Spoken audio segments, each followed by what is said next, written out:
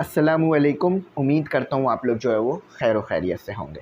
तो आज जो है वो एक्सरसाइज 11.4 करेंगे। एक और बात, क्वेश्चन नंबर 4 मोस्ट इम्पॉर्टेंट है।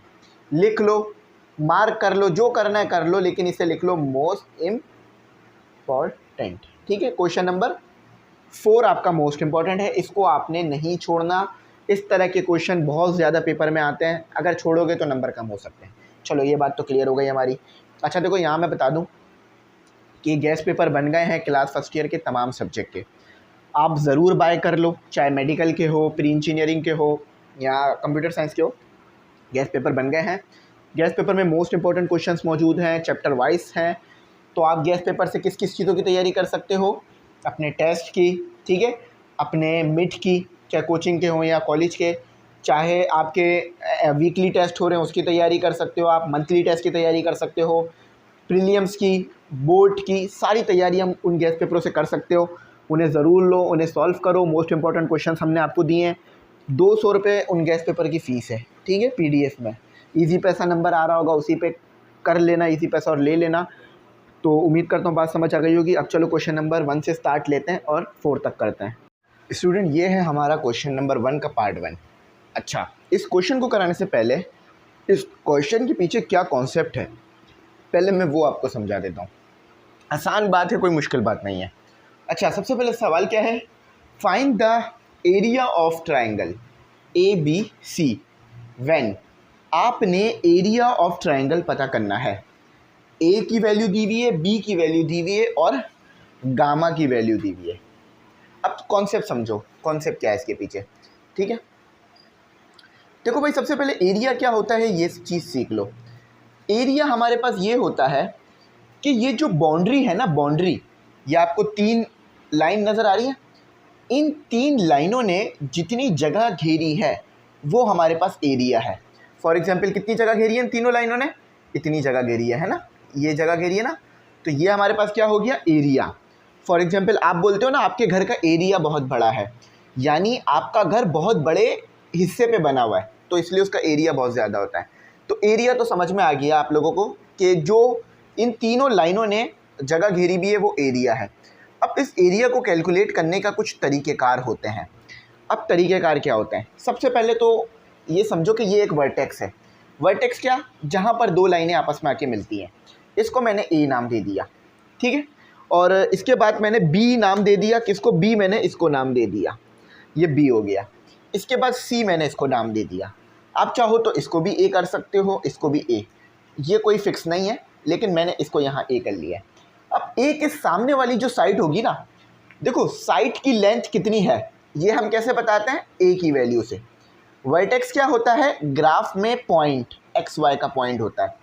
अगर मैं ग्राफ बना दूं तो x1 और y1 की वैल्यू ये आपको पता चलेगी, ठीक है।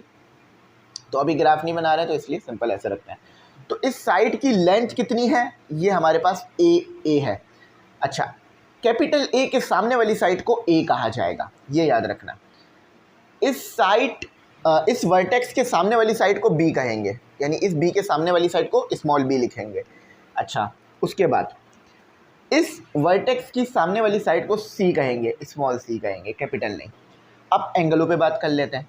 ये वाला जो एंगल होगा ना वो होगा गामा, क्योंकि ये सी वाले वर्टेक्स पे बन रहा है। ये वाला जो एंगल होगा ना वो होगा अल्फा, ठीक है, और ये वाला जो एंगल होगा वो होगा बीटा।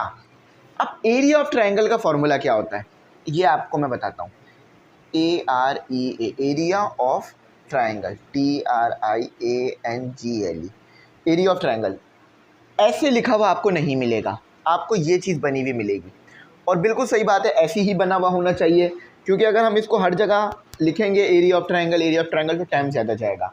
तो टाइम सेव करने के लिए हम ऐसे नहीं लिखेंगे, सिर्फ ये लिखेंगे। तो फॉर्मूला होता है, आपने पढ़ रखा होगा, हाफ लेंथ, LENGHT, लेंथ और हाइट या एल्टीट्यूड कह लो, या बेस और एल्टीट्यूड, दोनों तरीके से आपने पढ़ा होगा। तो इसको मैं थोड़ा और आसान कर देता हूँ, इसको मैं बना देता हूँ एल्टीट्यूड बेस। सबसे पहले बेस लिख देता हूँ, base multiply by altitude. Altitude भी हाइट को ही कहा जा रहा होता है, ठीक है। तो एल्टीट्यूड, TUD, ठीक है, ये एल्टीट्यूड हो गया। इसको आप बेस को लेंथ भी कह सकते हो और एल्टीट्यूड को हाइट भी। अक्सर आप अगर गूगल पे सर्च करोगे तो आपको यही फॉर्मूला लिखा हुआ मिलेगा, लेंथ और हाइट या बेस और एल्टीट्यूड। ठीक है, अच्छा अब आपको अगर मैं ऐसे लिख के दे दूँ ये फार्मूला तो आप नहीं ड्राइव कर सकोगे। उसकी वजह यह है कि आपको हाइट नहीं पता, यहाँ पर हाइट आपको नहीं पता।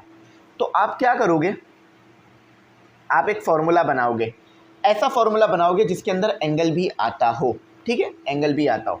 तो मैं क्या करूँगा, मैं यहाँ पर एक लाइन ड्रॉ करूँगा।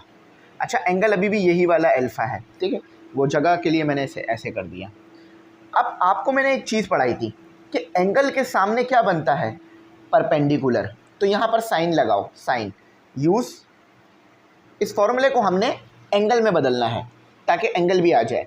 तो यूज़ साइन, SINE, साइन। तो साइन किसके बराबर होता है, SIN। साइन किसके बराबर होता है आपके पास, साइन आपके पास बराबर होता है परपेंडिकुलर अपॉन हाइपोटेन्यूज। ठीक है, शॉर्ट में लिख रहा हूँ हाइपोटेन्यूज। अब बाकी काम मैं इधर कर देता हूँ। ठीक है, तो ये बात आपको समझ में आ गई। अब एंगल के सामने वाली साइड क्या होगी आपके पास, परपेंडिकुलर होगी। याद रखना, हमेशा एंगल के सामने जो बन रही होगी साइड वो परपेंडिकुलर होगी। तो ये मैंने लगा दिया साइन।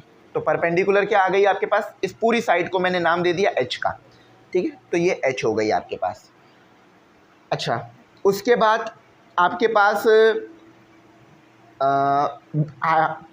पर हाइपोटेन्यूज क्या हो गई, ये B आपकी हाइपोटेन्यूज हो गई। ठीक है, ये याद रखना। ये आपके पास A जो है वो बेस है, A क्या है, बेस है। तो हाइपोटेन्यूज आपकी क्या हो गई, परपेंडिकुलर हाइपोटेन्यूज हो। B आपकी क्या हो गई, हाइपोटेन्यूज हो गई। अब बाकी काम मैं इधर से कर रहा हूँ, थोड़ा सा इधर से करूँगा फिर ऊपर चला जाऊँगा। अच्छा, तो मैंने अब क्या किया, मैंने अब इसको H के लिए सेट करा दिया। तो H इक्वल टू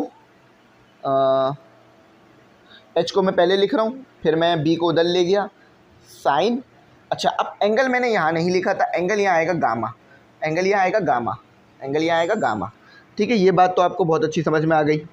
अब हमारे पास फार्मूला क्या बन रहा है, अगर इस फार्मूले को मैं ऐसे करके लिखूं तो बेस मेरे पास क्या है, A है। ठीक है, ये बात तो क्लियर हो गई। एल्टीट्यूड मैंने क्या कहा था, हाइट होती है, तो ये हाइट आ गई।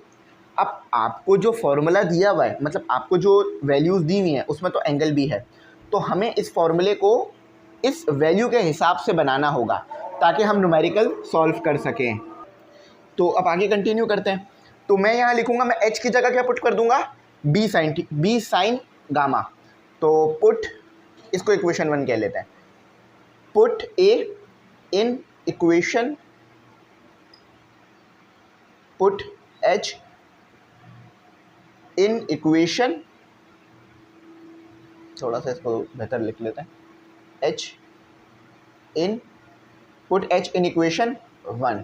तो आपके पास इक्वेशन 1 अब क्या बन जाएगी, 1/2 A तो A ही रहेगा, H की जगह आ जाएगा B साइन गामा। अब देखो, अब आप सॉल्व कर सकते हो ये वाला सवाल। अब देखो, ये तो पहला सवाल था इसलिए मैंने डिटेल में बता दिया। अब हर बार आपको ऐसा ही नहीं मिलेगा। ठीक है, यहाँ से आप आगे काम करना, आपको ना कभी कभार वैल्यूज़ कुछ अलग भी मिलेंगी, तो उसके लिए भी फार्मूला लिखवा देता हूँ। अच्छा, एक और फार्मूला, ये फार्मूला 1 हो गया आपका, अब फार्मूला 2 लिख लो। एक और फार्मूला आपके पास क्या बनेगा, अगर ये यहाँ से देखूँ मैं, B को रख लूँ तो आपके पास क्या फार्मूला आएगा, 1/2 A तो सेम ही रहेगा। ठीक है, लेकिन अब हाइपोटेन्यूज क्या हो जाएगी, C हो जाएगी, क्योंकि यहाँ B थी ना हाइपोटेन्यूज, C हो जाएगी। अब एंगल क्या हो जाएगा, बीटा। अच्छा, अब एक और फार्मूला भी इसका लिखा जा सकता है जो कि आखिरी है, और ये तीनों फार्मूले भी यूज़ होंगे, आपने याद रखने। कैसे फार्मूले ड्राइव हुए मैंने बता दिया, यहाँ लिख लो सिमिलरली का मतलब जो काम आपने ऊपर करा ना, जो काम आपने ऊपर करके फार्मूला ड्राइव किया वही काम यहाँ पर करके ये फार्मूले भी आप ड्राइव कर सकते हो। इस चीज़ को याद रखना। तो 1/2 BC कह लो या CB कह लो, साइन अल्फा आ गया। ठीक है, बात समझ में आ गई। तो इन तीनों फार्मूलों को याद रखना। अभी पहला फार्मूला इस्तेमाल होगा, तो अब मैं मिटा रहा हूँ। और याद रखना, अगर मैं डायग्राम बनाता ना तो B की वैल्यू ये रही 13.4 11.4 और A की वैल्यू ये रही 8.4 6 और गामा की वैल्यू ये रही। अब आप बस फॉर्मूला लगा सकते हो। तो ये पूरा लिख लेना अपने पास ताकि याद रहे, और जैसी मैंने बातें बताई हैं ना उसको एज इट इज़ अपने पास दिमाग में रखना। यही इसके पीछे का कॉन्सेप्ट लगता है जिसकी वजह से आप लोगों को मुश्किल रहती है।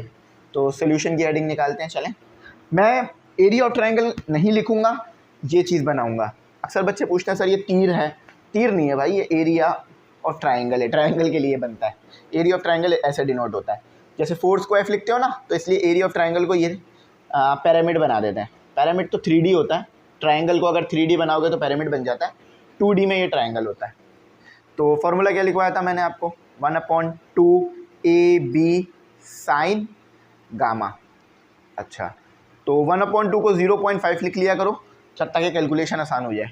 8.6 और B 11.4 और साइन 90।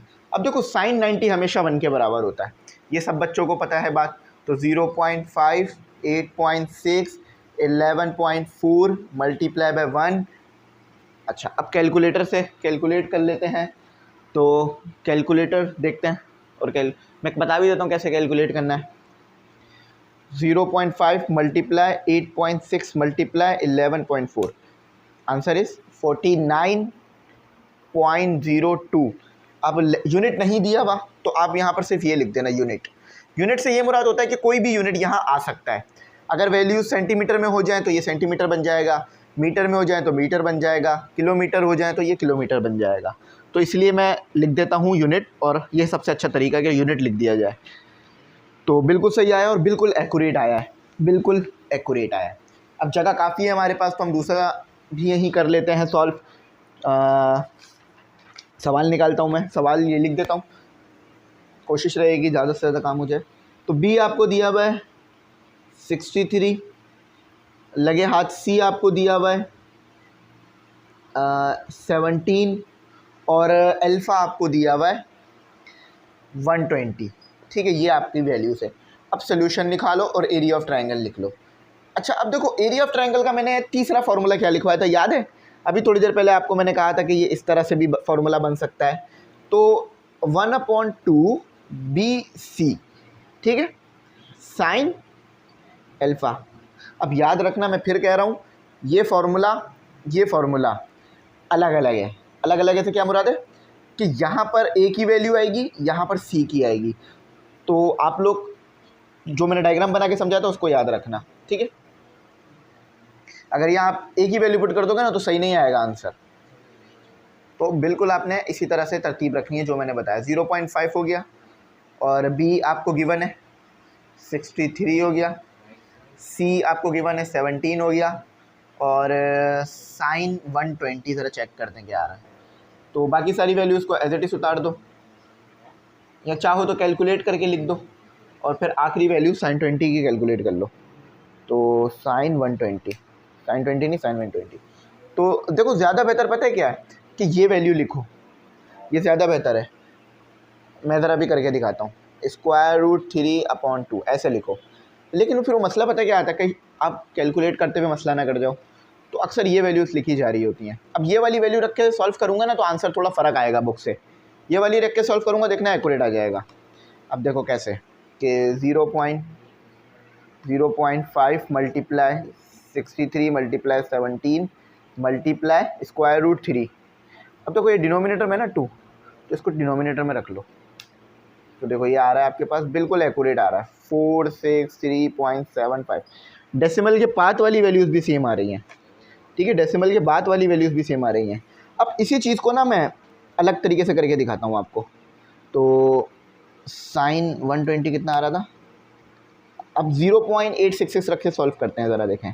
0.5 मल्टीप्लाई 63 मल्टीप्लाई, ये हटाना पड़ेगा, 0.866 मल्टीप्लाई 0.5 मल्टीप्लाई 63 मल्टीप्लाई 17। देखो थोड़ा सा फ़र्क है ये तो अब ज़्यादा अच्छा आ रहा है। तो ऐसे भी करके सॉल्व कर सकते हो, ऐसे जैसे मैंने करा है, दोनों तरीके सही हैं। तो आपके ऊपर डिपेंड करता है कैसे करोगे। वैसे मुझे लग रहा था कि इससे एक्यूरेट आएगा, लेकिन वो 0.866 रख कर एक्यूरेट आ गया। तो यानी उन्होंने भी पॉइंट रख के सॉल्व किया होगा। देख रहे हो हम यहाँ उन्होंने क्या किया ये पता कर पा रहे हैं कि उन्होंने पॉइंट रखा होगा जब भी वो आंसर निकला। तो चलो इसका पार्ट इसका पार्ट करते हैं 3 पार्ट भी सेम इसी तरह हो जाएगा। वैल्यूज़ बस देख लो उसमें क्या दी हुई है। C equal to 5.34, A equal to, इधर कर देता हूँ मैं, A इक्वल टू 9.30 और बीटा दिया हुआ है आपको कितना 53.34। लेकिन एक मसला है, वो मसला ये है कि ये बीटा मिनट में है। ये देखें, ये बीटा मिनट में गिवन है, इसको डिग्री में करें तो सोल्यूशन करें। सबसे पहले बीटा के लिए काम कर लें, इसको डिग्री में लेकर आएँ। तो 53 बीच में प्लस लगा दें, 4 के साथ डिवाइड कर दें 60 को, तो ये आपका बीटा अब आ जाएगा डिग्री में आ जाएगा।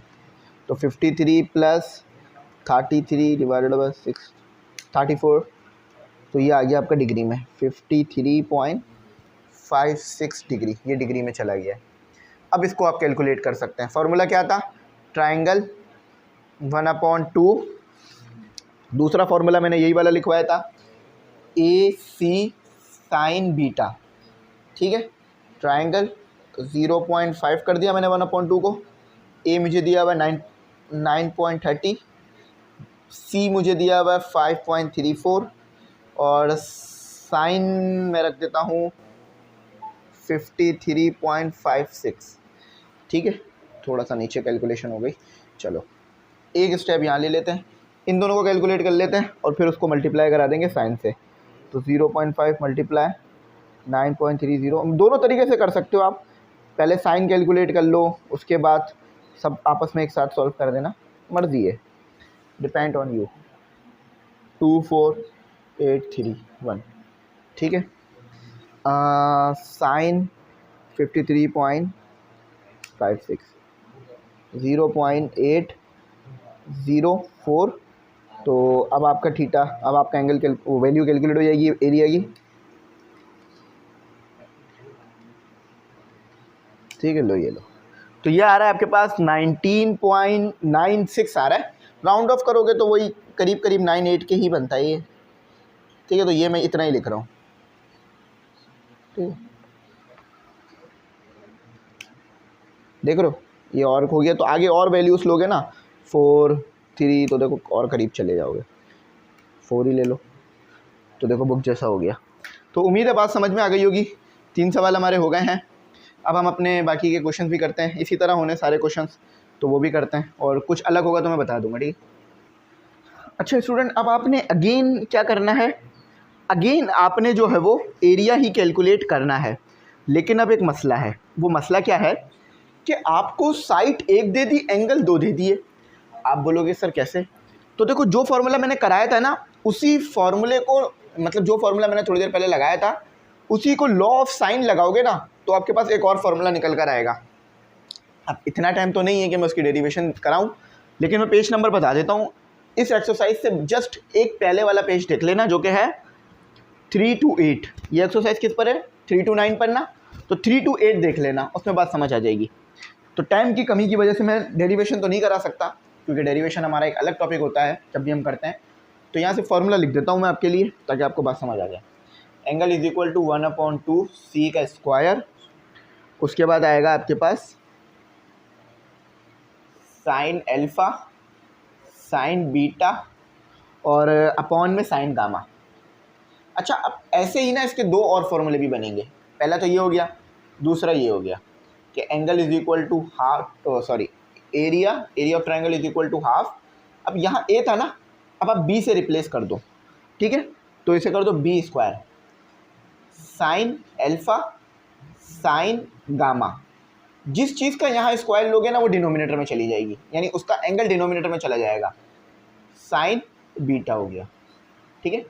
अच्छा, अब 3, अब आप बोलोगे सर यहाँ 3 एंगल हैं, हमारे पास 2 एंगल हैं, उसका भी मैं अभी मसला हल कर देता हूँ। अब ए के लिए भी काम कर लेते हैं। तो साइन बीटा साइन गामा और साइन अल्फा, सिंपल बात है, तीनों फॉर्मूले आपके सामने हैं। इस पर कौन सा फॉर्मूला लगता हुआ नज़र आ रहा है?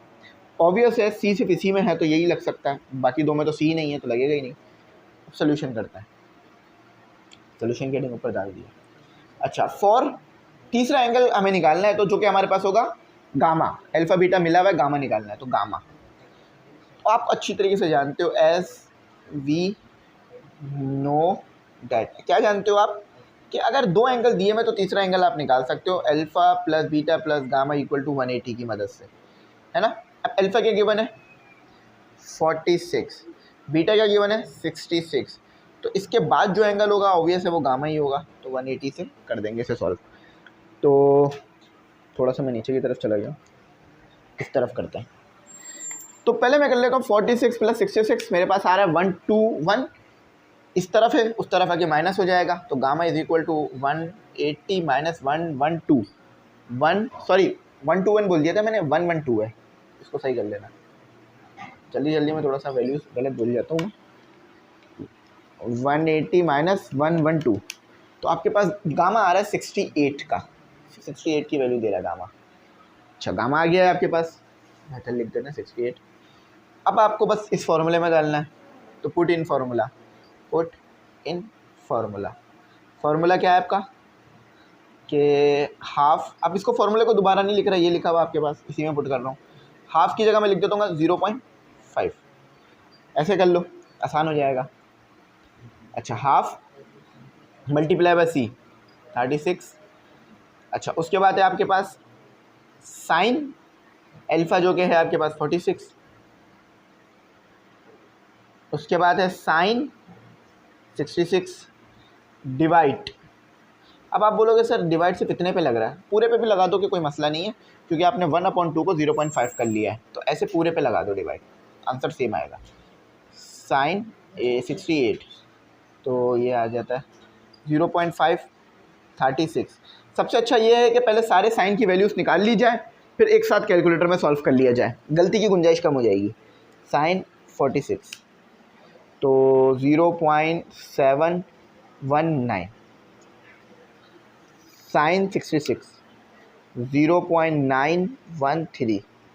अच्छा, अब इसी के साथ साइन 86 तो 0.927।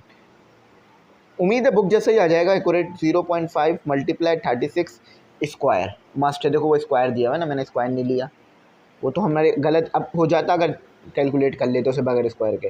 0.719 मल्टीप्लाई 0. यहाँ देख लो 0. सारी वैल्यूज पुट कर रहा हूँ, 0.913 स्क्वायर के बगैर 0.927। अच्छा, ये क्यों इन्होंने दिया हमें, क्योंकि यहाँ हमने बीच में मल्टीप्लाई नहीं डाला, तो देखो ये आ रही है वैल्यू, और बिल्कुल यही वैल्यू है। अब आप देखोगे थोड़ा फ़र्क है, फ़र्क में आने की वजह, फ़र्क आने की वजह क्योंकि यहाँ पर ना बहुत सारे नंबर गिवन है, यहाँ पर बहुत सारे नंबर गिवन है, तो हमारा देखो कितना करीब आ रहा है, बुक में दिया हुआ है 459.22। अब अगर मैं यहाँ पे वैल्यूज़ बढ़ा दूंगा ना, जैसे कि अगर फॉर एग्जांपल यहाँ 9 के बाद अगर मैं 3 या कुछ 8 डाल दूंगा, तो देखो अब देखो वही हो गया, तो हम यहाँ पर वैल्यू कम ले रहे हैं इसलिए ऐसा हो रहा है। तो मैं लिख देता हूँ, मेरी वैल्यू आई है 459.38, ठीक है। तो यहाँ पर एक वैल्यू बढ़ा लो, 8 बढ़ा लो, 7 बढ़ा लो, जो बढ़ाना है बढ़ा लो। अब आपका सवाल होगा सर बोर्ड में मुझे कैसे पता चलेगा क्या आंसर है, तो मैं सिंपल तरीका बताता हूँ, डेसिमल के बाद 3 वैल्यूज़ ले लो, बहुत करीब तर आंसर आएगा। अगर किसी बच्चे का ये जवाब आता है ना, जैसे मेरा पहले एंड में क्या जवाब आया था कि 758 पॉइंट जो भी 2 3 कुछ भी आ रहा था, अगर कोई बच्चा ये भी लिखेगा ना तो भी पूरे नंबर मिलेंगे। क्यों? क्योंकि देखो हमें एज आ एग्जामिनर पता है कि हम डेसिमल के बाद वैल्यूज़ को कम ले रहे हैं, तो आंसर में फ़र्क आएगा, इसीलिए। ठीक है, आई होप बात समझ आ गई हो आपको। तो ये थोड़ा सा जवाब लेंदी हो गया, लेकिन अब इसके बाद वाले आसान हो जाएंगे। तो आओ क्वेश्चन नंबर 5 करते हैं। तो नेक्स्ट क्वेश्चन है a equal to 54, beta equal to 37 degree और गामा इक्वल टू 54 डिग्री में दिया हुआ है आपको ना। तो मैं क्या करूँगा, सिंपल, सबसे पहले आपको पता है मैं फार्मूला लिख देता हूँ, क्योंकि फार्मूला अगर हमारे सामने होगा तो हमारी कैलकुलेशन में आसानी रहेगी। अब एक ही फार्मूला लग सकता है यहाँ पर, क्योंकि देखो इन्होंने a दिया हुआ है, तो 1/2 a का square sine gamma sign beta. अब ए दिया हुआ है ना तो अल्फ़ा नीचे आएगा, जैसे प्रीवियस में भी देखा था आपने। अब सबसे पहले मुझे कैलकुलेट करना है फॉर अल्फ़ा, क्योंकि अल्फ़ा नहीं है मेरे पास, बीटा गामा तो है, अल्फ़ा नहीं है। For beta, sorry for alpha, तो एज वी नो डेट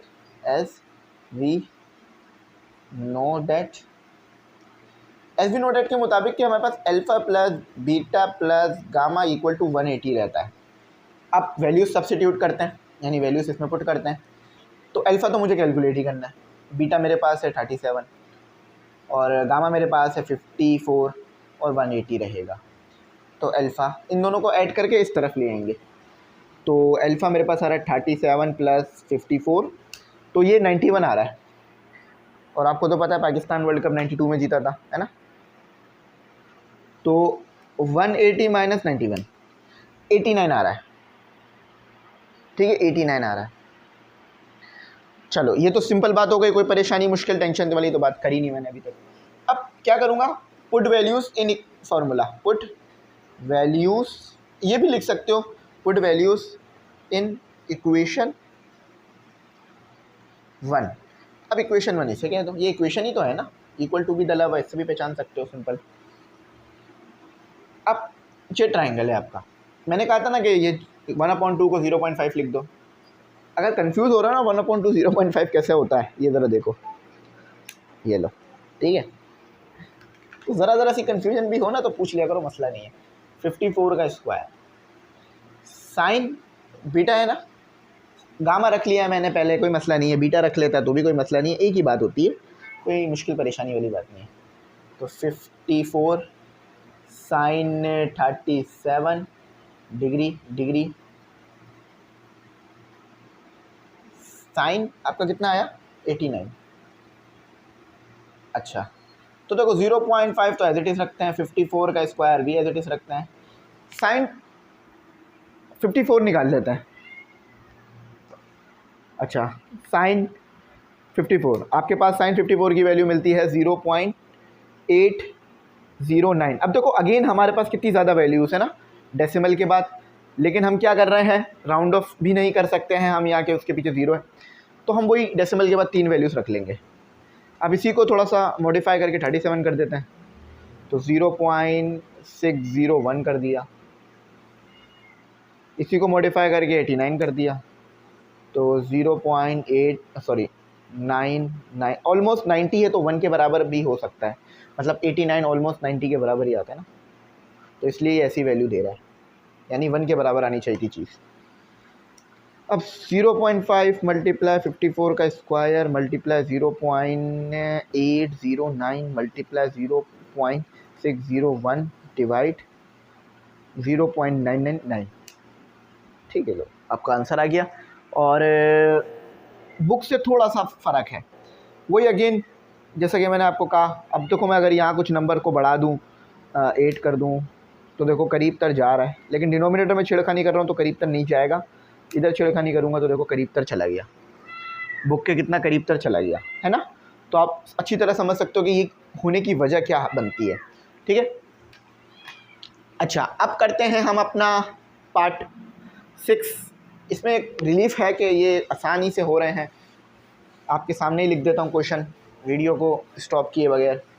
अच्छा है, मैं भी बोर नहीं होऊंगा, तो आप लोग ग्रुप वगैरह में ऐड हो जाया करो भाई। मैंने फिर बताया कि ये सारा सिस्टम आप लोग जब ग्रुप में ऐड होते हो तो ही चलता है, तो आप लोग ग्रुप में ऐड हो जाया करो ताकि हम इसी तरह आप लोगों के लिए मज़ीद अच्छा तरीके से काम कर सकें, ठीक है। फ़ीस पूरे साल के लिए, कोई महीने की फ़ीस नहीं है, आप टेंशन नहीं लीजिएगा कि सर ये हर महीने फ़ीस भरनी पड़ेगी, ऐसा नहीं है, पूरे साल की फ़ीस है।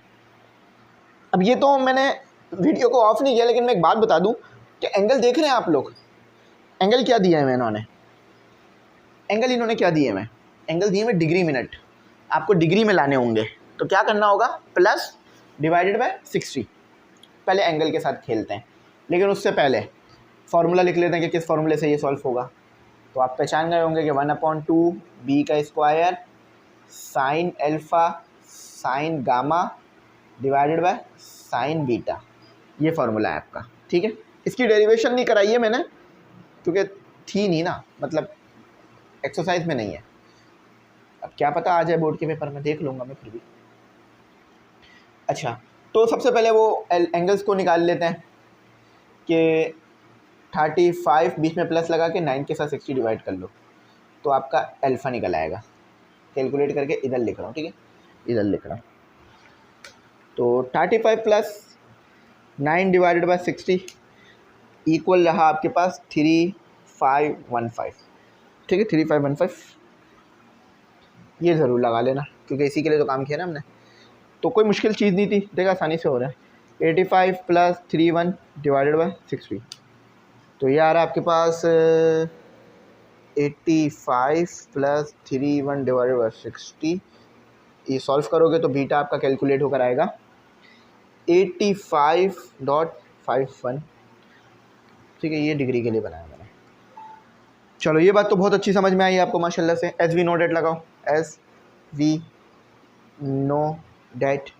जैसे कि हम क्या जानते हैं, कैलकुलेट किसके लिए कर रहे हैं, फॉर गामा नहीं पता हमें, तो अल्फ़ा, अल्फ़ा बोल के देखें, बीटा लिखा है, alpha beta plus gamma equal to 180 रहेगा। अल्फ़ा क्या गिवन है, अब ये वाली वैल्यूज़ देखी जाएगी, 35.15 प्लस बीटा क्या गिवन है 85.51 प्लस, तो गामा आप कैलकुलेट करेंगे 180 आपका यहाँ है, गामा को इधर ही रखते हैं। 35.15 प्लस 85.51 ऐड कर इस तरफ ले आते हैं, तो 180 माइनस 120.66, तो ये गामा आप क्या कैलकुलेट कर पा रहे हैं, 180 माइनस 120.66, तो ये आपकी आ रहा है 59.34 डिग्री कर आ रहा है। ये सिंपल गामा था। अच्छा थोड़ा सा नीचे हो गया, ये सिंपल गामा था आपका, ठीक है। अब मैं चाहता हूँ अपना आंसर निकालना, तो put all values in equation 1। ये लीजिए इक्वेशन 1 नज़र नहीं आ रहा होगा ना। अब देखें गामा 1/2 को वही मैं 0.5 से रिप्लेस कर रहा हूँ, बी 4.8 मस्ट स्क्वायर, ठीक है, साइन अल्फ़ा 35.15। अच्छा ये रखिएगा, ये नहीं रखिएगा, साइन 85.51, साइन आपने क्या निकाला 59.34। तो अब आपकी वैल्यू कैलकुलेट हो जाएगी, मगर एक छोटा सा काम। अच्छा मैं आपको एक चीज़ सजेस्ट करूँगा कि 4.8 का स्क्वायर नहीं लीजिएगा, मतलब कैलकुलेट करके लिखिएगा नहीं, एक साथ कैलकुलेट कर लीजिएगा, उससे ये होगा कि फिर वो वैल्यूज़ थोड़ी मुश्किल हो जाएंगी। हाँ लेकिन अक्सर बच्चे ये भी गलती करते हैं कि स्क्वायर इग्नोर कर जाते हैं जल्दी जल्दी में, तो आप देख लीजिएगा कि आपको क्या ज़्यादा फेवर लगता है, आसानी ज़्यादा किस में लगती है। सिंपल कैलकुलेशन तो कोई भी बच्चा अपने हिसाब से कर ले, कोई मसला नहीं है, कैलकुलेशन सेम रखने का कोई रूल नहीं होता है कि कैलकुलेशन आपने सेम करके दिखानी है, आप अपने हिसाब से भी साफ़ सुथरी कैलकुलेशन कर सकते हैं। अब मैं जो कैलकुलेशन कर रहा हूँ वो ज़्यादा साफ़ सुथरी तरीके से कर रहा हूँ, इससे सारी वैल्यूज़ भी आसानी से आ रही हैं, फोकस भी है कि गलती भी ना हो। 0.5 मल्टीप्लाई 4.8 का square multiply 0.575 multiply 0.996 divided by 0.860, ये आ रहा है 7.61, और बिल्कुल सही आ रहा है 67 आ रहा है, सॉरी 61 बोल दिया, 7.67। देखा आपने, सारा काम आपने सही किया। अब यहाँ यूनिट लिख लो, यानी कोई भी यूनिट आ सकता है। अब आप बोलोगे सर इससे पहले आपने नहीं लिखा, तो वो मैं भूल गया था, यहाँ मुझे याद आइए दोबारा लिखने, ठीक है, तो आप लिखना ज़रूर यूनिट। यूनिट से ये मुराद है कि अगर ये सेंटीमीटर में होता तो ये सेंटीमीटर में आता, ये मीटर में होता तो ये मीटर में आता, ये किलोमीटर में होता तो ये किलोमीटर में जवाब आता, ठीक है। चलो अब वीडियो रोकता हूँ, क्वेश्चन नंबर 7 पार्ट नंबर 7 उतारता हूँ और फिर करता हूँ। अच्छा अब मेरा आप लोगों से सवाल है कि आप मुझे बताएं कि मैं यहाँ कौन सा फार्मूला लगाऊँ। मतलब मैंने 6 फार्मूले पढ़ाए हैं अब तक आपको, उनमें से कोई लग रहा है? देखें देखते ही बात समझ में आ जानी चाहिए, एंगल तो मौजूद ही नहीं है, तो वो 6 के 6 फार्मूले तो यहाँ एप्लीकेबल नहीं है। तो एक और नया फार्मूला यहाँ पर इंट्रोड्यूस होता है आपके सामने, जो कि कुछ इस तरह से होगा कि area equal to whole radical, ये फार्मूला है आपका, ठीक है, एस माइनस ए, और बहुत आसान है, एस माइनस बी और एस माइनस सी, ये फार्मूला है। अब अगेन इसकी डेरिवेशन मैं नहीं करा रहा हूँ, इसकी भी एक डेरिवेशन होती है छोटी सी, कोर्स में है जी, लेकिन इतना टाइम नहीं है कि ये कराया जा सके, तो इसलिए इसको मैं डायरेक्ट करा रहा हूँ। ये ऐसे, तो ये फार्मूला याद तो रख सकते हो ना, मुश्किल तो है नहीं। अब आप बोलोगे सर एस क्या है? पैरामीटर, पैरीमीटर, ठीक है। पैरामीटर क्या होता है? यानी वो जो ट्रायंगल ने जो बाउंड्री है ना उसकी लेंथ, ठीक है, उसका सम होता है। तो यहाँ पर हमारे पास है तो ट्रायंगल ही ना, तो इसकी वैल्यू जो आएगी वो आएगी आपके पास s equal to a plus B plus C divided by 2 कर इस तरह आपकी इसकी वैल्यू निकल आएगी। तो a कितना है? 37 प्लस 41 प्लस c अगेन 37 आ गया, ठीक है, और डिवाइड बाई 2। अब एक साथ कैलकुलेट करना, न्यूमिनेटर को अलग सॉल्व, डिनोमिनेटर को अलग सॉल्व करने की तरफ ना जाना। 37 प्लस 41 प्लस 37 डिवाइडेड बाई 2 करके, तो ये आ रहा है आपके पास 575। ये तो आपको बहुत अच्छी समझ में आ गई बात माशाल्लाह से। अच्छा देखो, पैरामीटर का भी जो लेंथ का यूनिट होता है ना वो सेंटीमीटर, किलोमीटर, इसी तरह का होता है, ठीक। अब इसको ऊपर वैल्यूज़ में पुट कर दो, वर्डिंग लिखने की ज़रूरत नहीं है क्योंकि हमें पता ही है कि हम ऊपर ही पुट कर रहा है। एस क्या है? ब्रैकेट कर लेना इसको, शुरू वाले को 57.5 माइनस 37 ए आ रहा है ना, तो ए के लिए अच्छा 57.5 माइनस 41 और 57.5 माइनस 37 क्यों? क्योंकि ए और सी की वैल्यू दोनों सेम दी हुई है आपको। अब यहाँ बस कैलकुलेट, अब दो तरीके से हो सकता है, पूरा एक साथ कैलकुलेटर से कर लो, या अगर थोड़ा सा स्टेप्स लेना चाह रहे हो ज़्यादा तो इसको ऐसे ही लिख रहने दो, ठीक है, इन दोनों को माइनस कर लो और लिख दो, फिर एक साथ कैलकुलेट कर लेना, ठीक है। 57.5 माइनस 37, तो ये माइनस गलत जगह पे लग गया, पीछे वो लग गया 20.5, ठीक है। अब 41 कर दो, कैलकुलेटर तेज़ी से चलाना सीखो, और अब फिर 37, तो दोबारा वही चीज़ आ जाएगी 20.5, ठीक है। अब एक साथ कैलकुलेट कर दो, देखो स्क्वायर रूट ले लो, 57.5 multiply 20.5 multiply 16.5 multiply 20.5, the answer is 631.43 unit. ये बिल्कुल एक्यूरेट आएगा। उसकी वजह ये है कि इसमें तो आपने डेसिमल के बाद सारी वैल्यूज ही ली है ना। हाँ, ये बिल्कुल एक्यूरेट आया, देखा।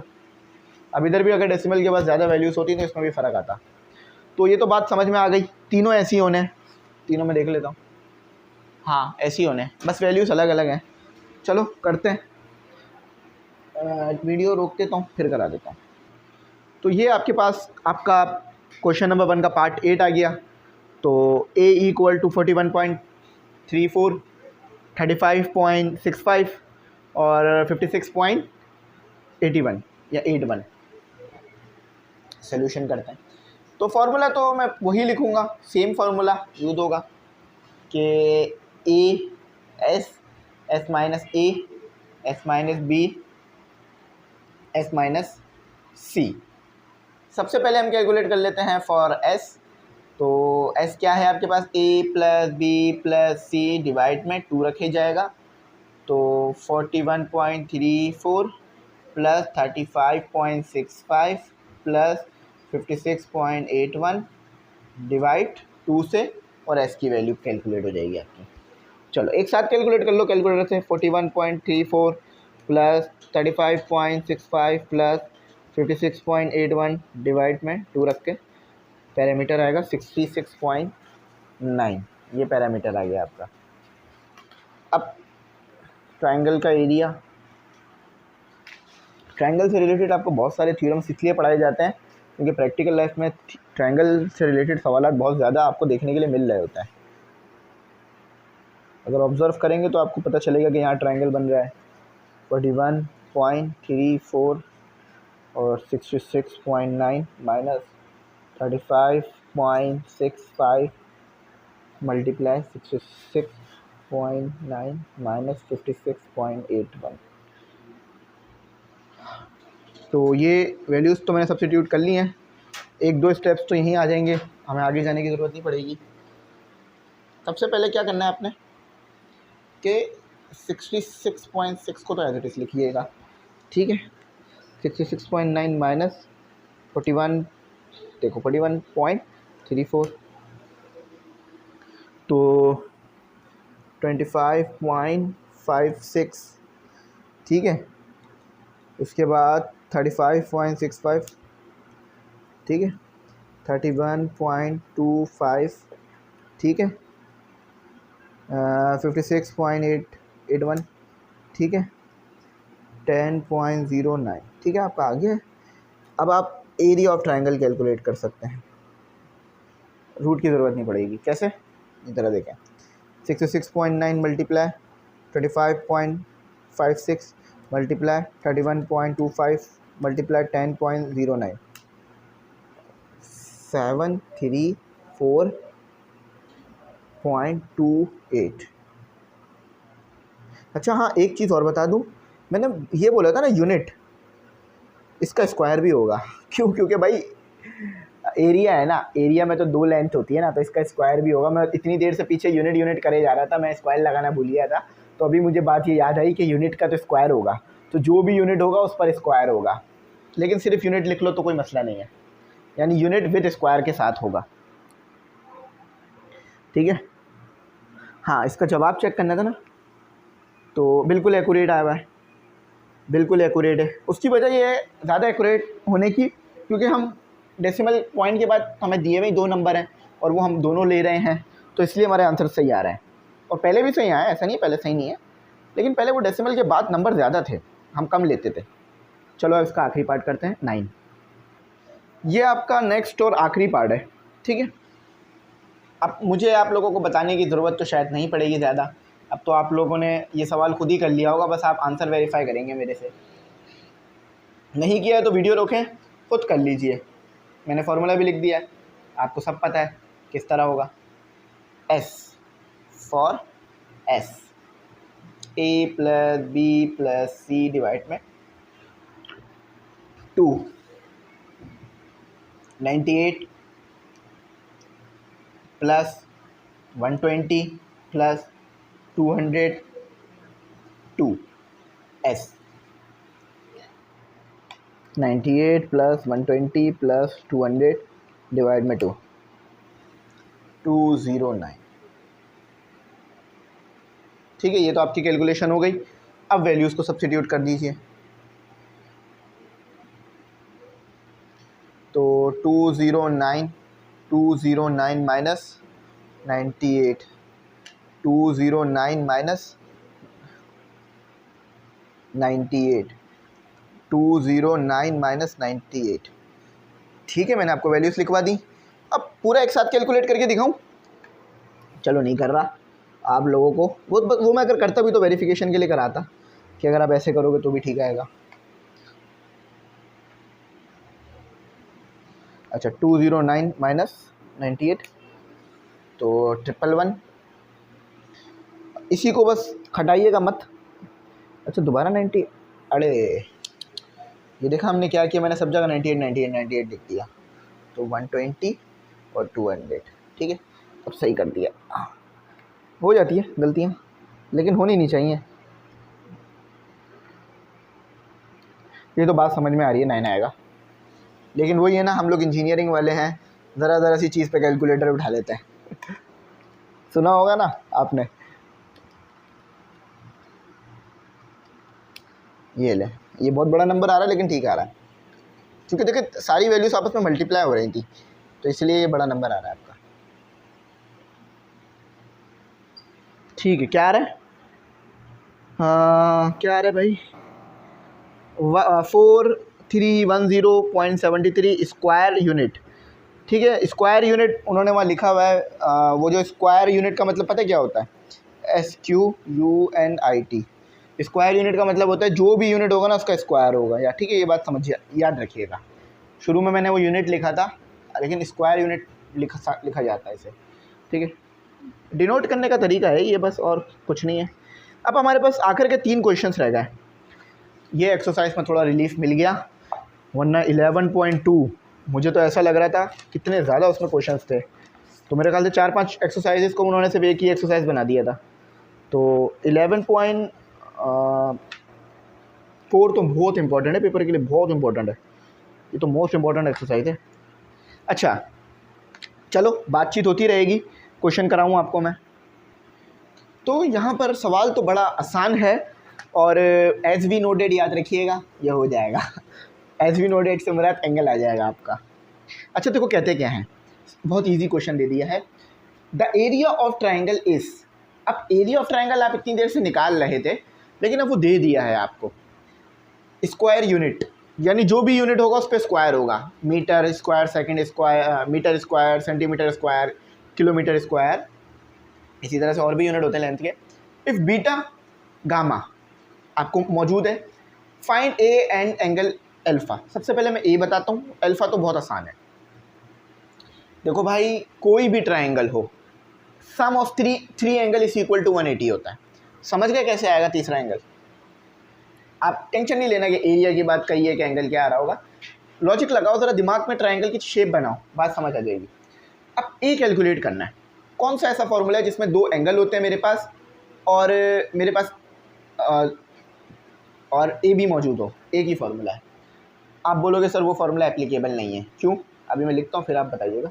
ए square sine beta sine gamma, अच्छा देखो बीटा पहले लिखो, साइन गामा पहले लिखो, कोई मसला नहीं है, और साइन अल्फ़ा। सर ये फार्मूला एप्लीकेबल नहीं है, वजह अल्फ़ा नहीं पता, तो मैंने अभी आपको बोला ना एज वी नोट लगाओ, उससे निकलेगा, यानी sum of three angles of triangle is equal to 180। चलो फॉर अल्फ़ा के लिए काम कर लो, और अल्फ़ा निकालना भी है सवाल में, रिक्वायरमेंट भी है ये। तो alpha plus beta plus gamma equal to 180 रहेगा। अल्फ़ा तो निकालना है, बीटा देखें, अब ये सारे इन्होंने डिग्री में ही दिए हैं, तो मसला नहीं होगा आपको सॉल्व करने में।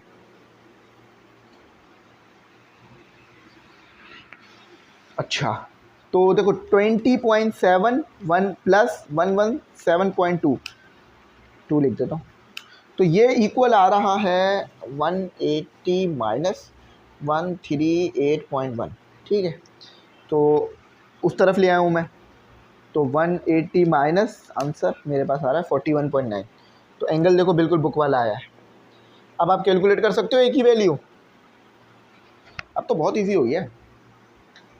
तो एरिया ऑफ ट्रायंगल कितना दिया हुआ है आपको, ये रहा 3.346, इसको 0.5 ही कर लो, 0.5 नहीं रखो 1/2 कर लो, एक ही बात है, ठीक है 1/2 कर लिया।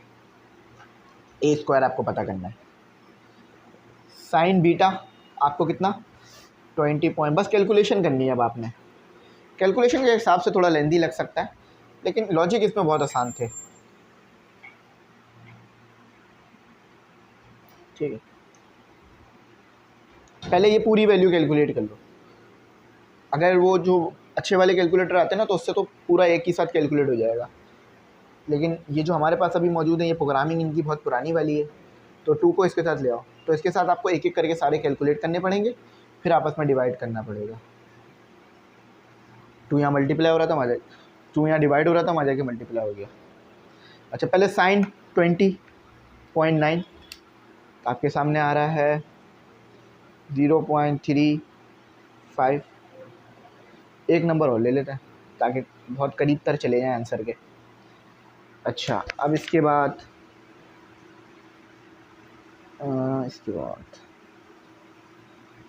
ठीक है, इसके बाद 117.2 पॉइंट ज़रूर लगाइएगा, तो 0.889, अच्छा 41.9, तो 0.66 लगे हाथ, इन्हें भी कैलकुलेट कर दीजिए।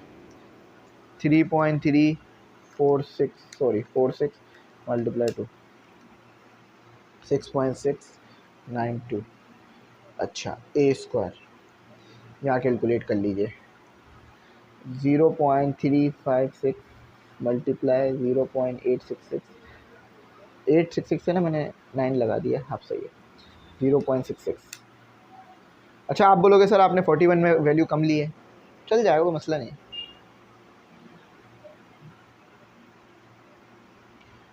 47। ठीक है, देखते हैं साइन 41 क्या आ रहा था।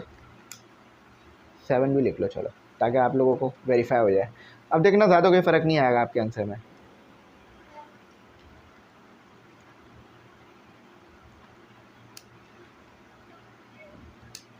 देख लो बहुत करीब तर है, और 4 हो गया वो 9 के बजाय। ठीक है, अच्छा अब ये यहाँ हो रहा है मल्टीप्लाई, वहाँ जाके हो जाएगा डिवाइड। ए स्क्वायर को पहले लिख लो, और 6.692 divide by 0.474 A square. 6.692 divide by 0.474, तो 14.11। 8 भी लिख लेता हूँ। आप स्क्वायर रूट लगा लो, वर्डिंग नहीं लिख रहा, लेकिन आपको पता है स्क्वायर रूट, क्योंकि आपको ए पता करना है, स्क्वायर रूट ए नहीं पता करना, स्क्वायर ए स्क्वायर नहीं पता करना, ए पता करना है। तो ये 3.757 यूनिट। अब इस यूनिट पे स्क्वायर नहीं आएगा और ना ही इसके साथ स्क्वायर, क्योंकि लेंथ का यूनिट स्क्वायर नहीं होता। चेक करते हैं, सही है? हाँ, बहुत एक्यूरेट है। ये लो, अब तो पूरा एक्यूरेट हो गया। अगेन वही बात है, अगर कोई बच्चा 757 लिख देगा तो उसके नंबर कम नहीं किए जाएंगे, उसको पूरे नंबर मिलेंगे। ठीक है, अब इसके बाद एक और क्वेश्चन है, 2 और रह गए, तो वो भी करते हैं। ये थोड़ा सा आसानी से हो गई है एक्सरसाइज। तो नेक्स्ट क्वेश्चन बहुत सिंपल आ गया है, बस कैलकुलेशन में टाइम आपका थोड़ा ज़्यादा चला जाएगा, लेकिन क्वेश्चन बहुत ईजी है, इसमें कोई मसला नहीं है। कहा जाता है the measures of the 2 sides of a triangle. एक ट्राइंगल है जिसकी 2 साइड्स को अगर हमने मेजर किया तो वो आई आपके पास 4 and 5 units. Find the third side so that area of the triangle is.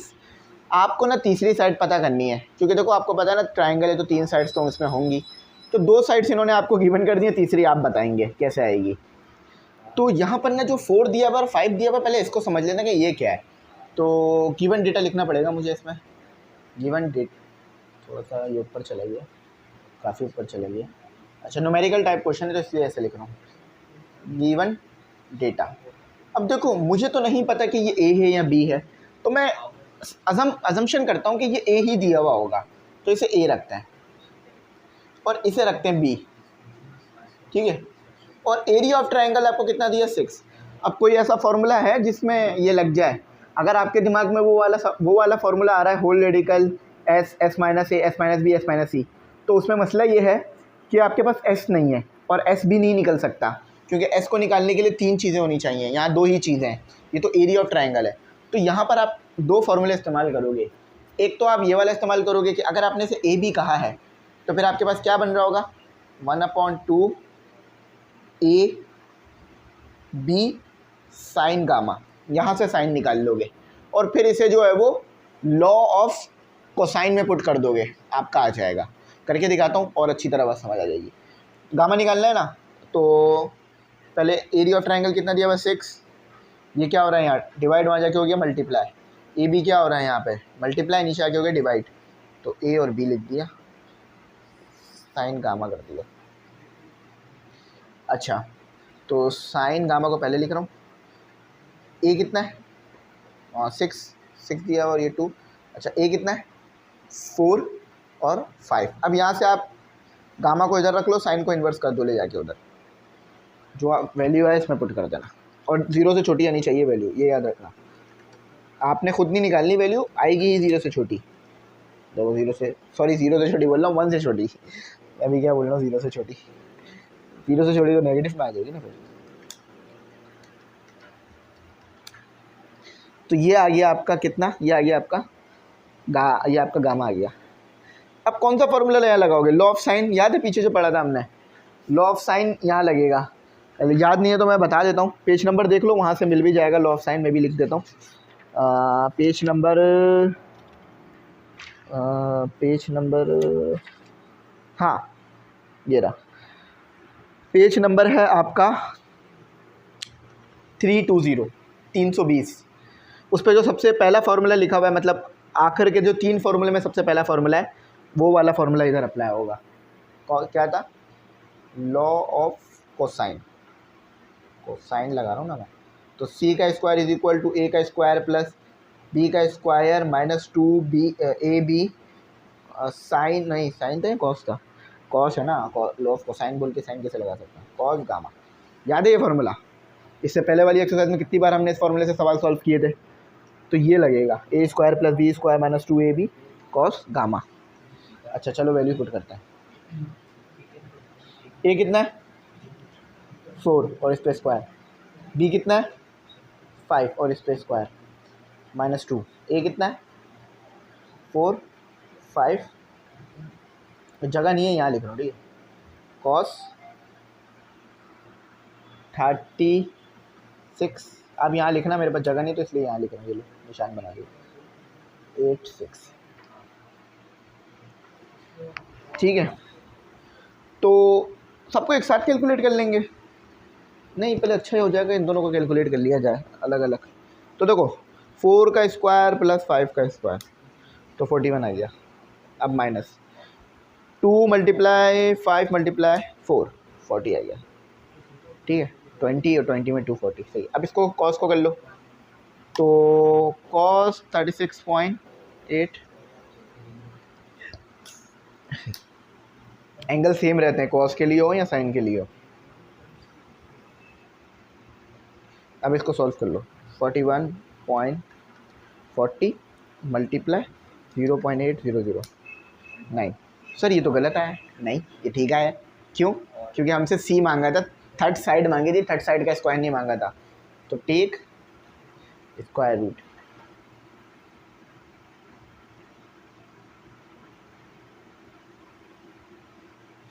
ठीक है, कोई परेशानी मुश्किल टेंशन वाली बात कोई बात ऐसी तो नहीं है ना।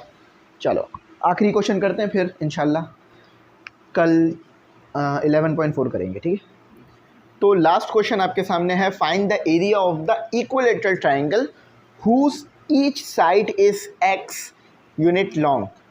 सबसे पहले मेरा आपसे सवाल है, व्हाट इज इक्विलैटरल ट्राइंगल, इसका पूरा जवाब इसी चीज़ में छुपा हुआ है, equilateral triangle. Those triangle is equilateral triangle in which 3 sides are equal। वो ट्राइंगल इक्विलैटरल ट्राइंगल है जिसमें तीनों साइड्स बराबर है। यहाँ लिख लो, वर्डिंग कुछ भी लिखी जा सकती है, इन इक्विलैटरल ठीक है, equal in equilateral triangle 3 sides are equal या all sides are equal। All नहीं लिख रहा, 3 लिख रहा हूँ क्योंकि एक ट्राइंगल में 3 ही साइड्स होती हैं। तो in equilateral triangle 3 sides are equal. अब इसका क्या मुराद है कि A equal to B, B equal to C आ रहा होगा, यानी जो वैल्यू A की वही B की वही C की, ख़त्म बात, खल्लास ख़त्म, यही एक का ख़त्म हो जाता है सवाल। लेकिन इसका आंसर भी एक छोटा सा, 2 तरीके से हो सकता है। इक्विलैटरल ट्राइंगल की एक और भी खसूसियत होती है कि alpha equal to beta equal to gamma equal to 60 आता है। 2 तरीके से ये सवाल आप सॉल्व कर सकते हो, एक तो ये वाला तरीका लगा लो, या एक वो s की वैल्यू निकालो फिर उसे एरिया ऑफ ट्राइंगल वाले फॉर्मूले में पुट करो, वैसे कर लो। तो ज़्यादा बेहतर क्या रहेगा, ऐसे भी हो सकता है, ऐसे भी कोई गलत नहीं है, ऐसे भी हो सकता है, ऐसे भी कोई गलत नहीं है। अब दोनों तरीके से हो सकता है। अब मैं क्या कर रहा हूँ, आपको मुझे कन्फ्यूजन का शिकार हो गया है, मतलब मैं ये चाह रहा हूँ इस वाले तरीके से करा दूँ क्या, S minus A, S minus B और एस माइनस सी, ये करा दूँ, इस तरीके से करा दूँ, या फिर ये फॉर्मूला लगा दूँ। आप दोनों में से कोई भी तरीके से कर सकते हो, मैं बता रहा हूँ, आप लगा लेना, एक आप कर लेना, एक मैं कर लेता हूँ कि triangle is equal to half, ठीक है, ए का स्क्वायर ले लो साइन बीटा साइन गामा और साइन अल्फ़ा, ये भी लग सकता है, ये भी लग सकता है, और वो शायद तीसरा फार्मूला जो पढ़ाया था वो भी लग सकता है। तो सारे फार्मूले लग सकते हैं यहाँ। मैं ये वाला लगा दूँ, आप ये वाला कर लेना, या ये वाला करा दूँ, चलो ये वाला मैं करा देता हूँ, ये वाला तो आसान है ना, आप ये वाला कर लेना, ठीक है। इसमें थोड़ा सा टाइम ज़्यादा लगेगा पर। तो फॉर एस कैलकुलेट कर लो, एस के लिए क्या है, ए प्लस बी प्लस सी डिवाइड में 2। अब a प्लस बी प्लस सी ये सब किसके बराबर दिए मैं आपको, उन्होंने कहा है ऊपर x के बराबर है, ठीक है, यहाँ लिख दिया इन्होंने ये x प्लस x डिवाइडेड 2, तो s equal to 3x divide में 2, ये आपका आम जवाब हो। लेकिन ये तो सिर्फ s आया है, अब इस s को यहाँ पुट करते हैं ज़रा, इसको मैं यहाँ से सोल्यूशन कर रहा हूँ नीचे, ठीक है, तो पुट कर दो यहाँ पे s कितना है 3x/2। ये थोड़ा सा हार्ड है इसलिए मैंने खुद कराया, वरना तो मैं आपको कह सकता था आप कर लेना। अब a कितना है, x है, ऊपर मैंने ये बात लिखी हुई है 3x-2, b कितना है, वो भी x है 3x डिवाइड में 2, और ये कितना है, ये भी x है। अच्छा, एक चीज़ को सॉल्व कर लो, दूसरी चीज़ भी आपके पास तरीके से आ ही जाएगी। तो 3x2 एलसीएम लो ज़रा इसका, तो ये इसके साथ सॉल्व होगा, कितना हो जाएगा 2x, तो ये हो जाएगा x/2। सही है या गलत है, ये बात मैंने सही करी है या गलत करी है? सही करिए सर, करके दिखाता हूँ, यहाँ करके दिखाता हूँ रफ में। देखो 3x माइनस एक्स है और डिवाइड में 2 है ना, 2 इसके साथ गया, तो 3x माइनस 2x डिवाइड में 2 आ गया, सॉल्व हुआ तो कितना हो गया x डिवाइड में 2, ठीक है। ये लो, ये चीज़ करा, एलसीएम लेके दिखा दिया। अब ये ऐसे स्टेप इधर शो नहीं किए जाते हैं, ये आप लोग रफ में कर लेते हो, ये आपको पता हो जाता है। ये यही सेम चीज़ है x/2, यहाँ भी यही सेम चीज़ है x/2, ठीक है। मुझे थोड़ा रिमूव करना पड़ेगा। कितना हो गया ये, 4 टाइम हो गया ना, तो 3x⁴, और नीचे कितना आ रहा है 2⁸ 4 ले लेना, ठीक है, 16 आ रहा है, ठीक है। अब ये भी ठीक है, लेकिन इसमें कुछ कैंसिल वैंसिल हो रहा है, तो वो भी करना पड़ेगा मुझे, क्योंकि उन्होंने कैंसिल करके ही दिया है, तो ज़रा उसको मैं कैंसिल कर देता हूँ, ठीक है। अब थोड़ा सा मैं रिमूव बल्कि काम करता हूँ ना, रिमूव क्या कर रहा हूँ, ये भी ना जगह नहीं कर लेता हूँ। समझ में आ रही बात? देखो, पहले मैंने ये किया, उसके बाद मैंने ये लिखा, फिर यहाँ से लिखा, तो आपके सामने ही लिख रहा था, तो आपको पता है क्या तरतीब चल रही है। अच्छा देखो, क्या मैं ऐसे नहीं लिख सकता, स्क्वायर रूट अलग अलग नहीं दे सकता, ऊपर वाली वैल्यू को अलग दे दिया, क्या मैं इसको ऐसे नहीं लिख सकता? जी सर, आप लिख सकते हैं बिल्कुल। क्या मैं इसको ऐसे नहीं लिख सकता? इसको मैं ऐसे नहीं लिख सकता? लिख सकता हूँ भाई, बिल्कुल लिख सकता हूँ, ठीक है। और ये आपका 16 हो गया। अच्छा, तो इस पे से स्क्वायर रूट कैंसिल हो गया, तो x² बाहर आ जाएगा, है ना। देखो ना, x के पास 4 थी पावर, मैंने 2 अलग कर लिया, 2 अंदर ही रहने दिया, तो यानी अब x² पे से तो स्क्वायर रूट चला गया, सिर्फ 3 पे रह गया। अब बाकी नीचे 16 रह गया, 16 पे भी स्क्वायर रूट है। अब 16 का स्क्वायर रूट सब बच्चों को पता है 4 है, तो फाइनल जवाब जो आ रहा है वो आ रहा है √3 x का स्क्वायर। याद रखना, मैं फिर कह रहा हूँ, ये x² रूट के अंदर नहीं है, अक्सर रूट के अंदर लिख दिया जाता है गलती से, तो इस चीज़ का ज़रा जो है वो समझना है इस बात को। ये इसका फाइनल जवाब है।